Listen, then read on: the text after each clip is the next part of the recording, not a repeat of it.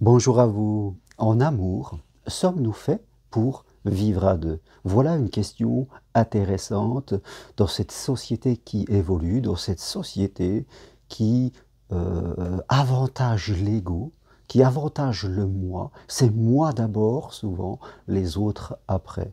Je crois que on pourrait retourner un petit peu la question et la voir de façon différente. Sommes-nous faits pour vivre seuls? Sommes-nous faits pour être concentrés seulement sur nos besoins et sur nos attentes, sur ce que nous voulons? Si nous avons des enfants, eh bien, sommes-nous faits pour vivre dans des familles monoparentales? Sommes-nous faits pour ne pas avoir de famille? Parce que, fin de compte, la famille, le couple, tout cela, ça nous renvoie à des contraintes.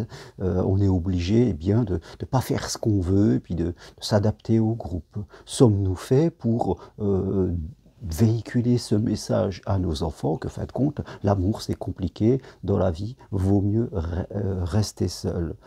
Sommes-nous faits pour vivre dans des sociétés où, en fin de compte, on va être plus une société de droit avant des devoirs? Tout est concentré sur moi, sur ce que j'ai besoin, et quand je ne l'ai pas, je râle. Voilà. C'est une question de valeur personnelle, intrinsèque au fond de nous. C'est une valeur de choix de vie, de transmission que nous allons faire à ceux qui nous entourent, ceux qui sont devant nous ou ceux qui viennent derrière nous. Je crois que tout cela nous renvoie à nous-mêmes et aussi à notre niveau d'évolution personnelle, à notre façon même de voir le couple et de vivre au travers de la vie à deux. Personnellement, et pourtant je n'ai pas eu une vie sentimentale facile, divorce, deuil, séparation des enfants. Je crois que le couple et la famille sont des fondements de la société. Et c'est important. On ne peut pas vivre en ne pensant qu'à soi. On ne peut pas vivre en ne pensant qu'à sa sécurité, qu'à son autonomie. Parfois, je discute avec des gens qui me disent « Oh, moi, je suis très autonome. » Alors, comme je leur dis autonome, je sais ce que c'est. Mais très autonome, c'est quoi? C'est-à-dire je suis autarcique, je ne pense qu'à moi, je me débrouille tout seul, je n'ai besoin de personne. Mais sommes-nous euh, obligés d'avoir cette vie, de ne pas avoir besoin des autres? Est-ce que c'est vraiment la voie à suivre, le chacun pour soi? Je crois que vous voyez bien dans cette société de consommation de matériel, parce que forcément, dès qu'on est dans une société matérielle, ça développe le chacun pour soi. Parce qu'on se compare les uns des autres. On s'identifie par rapport à ce qu'on a et par rapport à ce qu'on n'a pas. Moi, ce n'est pas dans mes valeurs de vie, ce n'est pas ce que j'ai choisi. Pour moi, ce qui est important, c'est le couple, la famille. Ce sont des bases qui nous structurent en tant qu'être humain. Et depuis que l'être humain vit, eh bien, depuis que l'être humain existe, eh bien, on forme des couples, on forme des familles. Certes, on peut se séparer, ça existe et je l'ai moi-même vécu. Mais on progresse et on peut reformer un couple, reformer une famille. J'ai vécu au travers de deux familles recomposées et je suis là aujourd'hui parce que l'amour m'a fait progresser. Peut-être aujourd'hui nous devons aussi revoir notre conception du couple. Un couple heureux est un couple où nous sommes tous les deux libres d'être nous-mêmes. C'est un couple qui me permettra d'aller plus loin que si j'étais seul. Ce n'est pas un couple qui fera que, en fin de compte, ma liberté sera réduite et je ne pourrai plus vraiment être moi parce que le couple a supplanté mon identité. C'est un peu ce qu'on nous vendait dans, je dirais, la religion judéo-chrétienne, où, en fin de compte, le couple, voilà. Hein, ne dit-on pas j'enterre ma vie de garçon, j'enterre ma vie de jeune fille? Qu'est-ce qu'on enterre? J'enterre qui je suis alors, je veux dire. Quelque part, parce que maintenant, c'est le couple, voilà. Alors, on voit les jeunes qui font une fiesta avec tous les copains et les copines, parce que j'enterre ma vie, parce que c'est mon dernier soir de liberté avant de rentrer dans la prison du couple. Alors, bien sûr, on s'en amuse, mais je crois qu'il faut se méfier de ces rituels qui sont complètement faux et qui font que deux couples sur trois divorcent. Non. Euh, Vivre à deux doit être une joie d'aller plus loin parce qu'on est ensemble. Je suis moi-même, je fais mon chemin de vie et après je vais L'autre est mon supporter, il m'encourage. Nous construisons vraiment un bonheur à deux. C'est cette maturité qu'il faut acquérir. Mais beaucoup de gens ne l'ont pas. Oui. Beaucoup de gens n'ont pas cette maturité parce que ils arrivent dans l'amour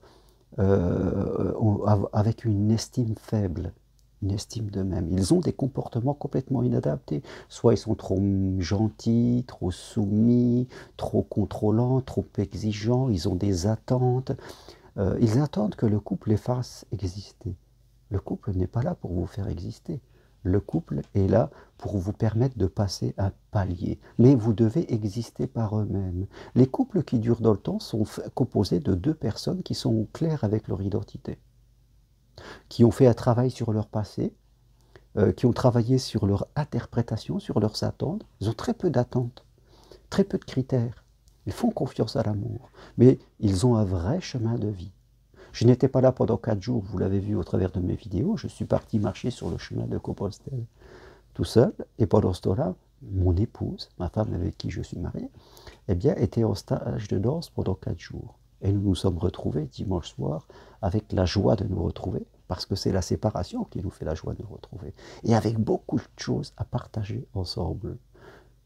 Nous sommes les supporters l'un de l'autre pour rester nous-mêmes. On se fait confiance. Je n'ai pas besoin de la surveiller, d'être jaloux ou quoi que ce soit. Si je suis jaloux, c'est que je ne me fais pas confiance. Si je contrôle, c'est que je ne me fais pas confiance. Si je suis trop gentil, c'est que je ne me fais pas confiance.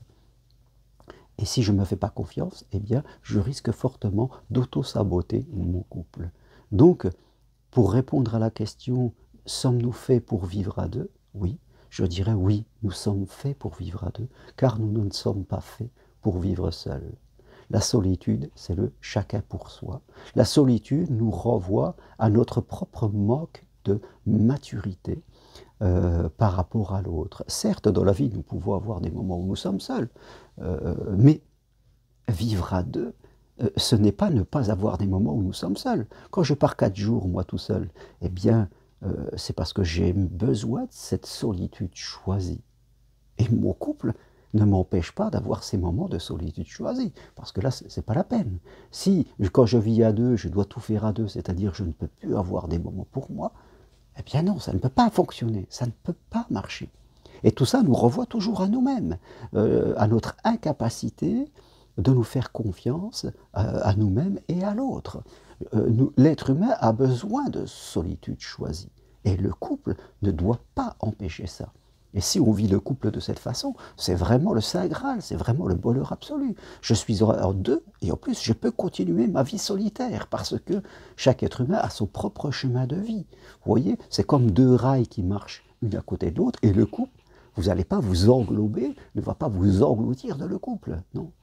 Nous sommes faits pour vivre à deux, nous sommes faits pour construire des familles, parce que les familles, c'est un socle, c'est quelque chose qui vous porte. Certes, il y a des gens qui ont eu des familles difficiles, j'en conviens, mais ce n'est pas parce que dans notre passé, on a eu des familles difficiles qu'on ne peut pas construire des familles où nos enfants auront des repères pour l'avenir. Voilà, ne donnons pas à nos enfants l'image qu'en fin de compte, c'est du chacun pour soi et qu'il vaut mieux rester seul que de vivre à deux. Parce que là, ils vont commencer à se construire des croyances dans leur tête en nous observant. Et vous savez, par mimétisme, on a tendance à copier souvent les parents. Donc, il faut faire attention aux messages que nous envoyons par nos comportements autour d'eux. Donc, c'est une question de valeur. Et moi, vivre seul par peur de vivre à deux, ce ne fait pas partie de mes valeurs. Je n'ai pas cette croyance limitante. Pour moi, c'est une croyance limitante.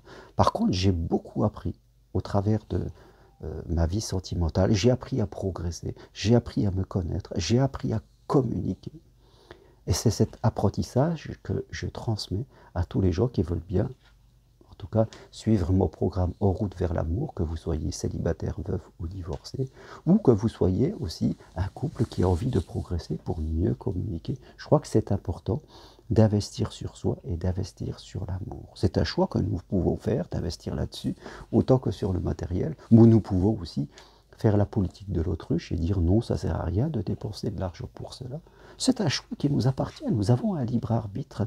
Dans la vie, on ne peut pas ne pas choisir. Tout ce que nous vivons, nous l'avons choisi. quelque part. Et vous pouvez aussi venir marcher sur le chemin de Compostelle pour vivre une expérience, pour parler des choses, pour sortir de votre quotidien. Au même titre que vous pouvez ne pas venir marcher sur le chemin de Compostelle. C'est votre choix le plus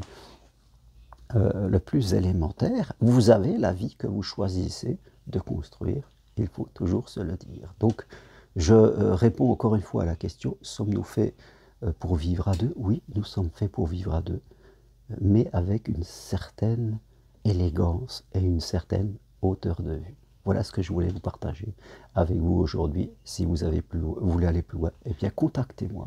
Je me ferai un plaisir de vous apporter des clés d'évolution, soit au travers d'une consultation, soit au travers d'une marche sur le chemin de Compostelle. Merci à vous, à très bientôt, au revoir.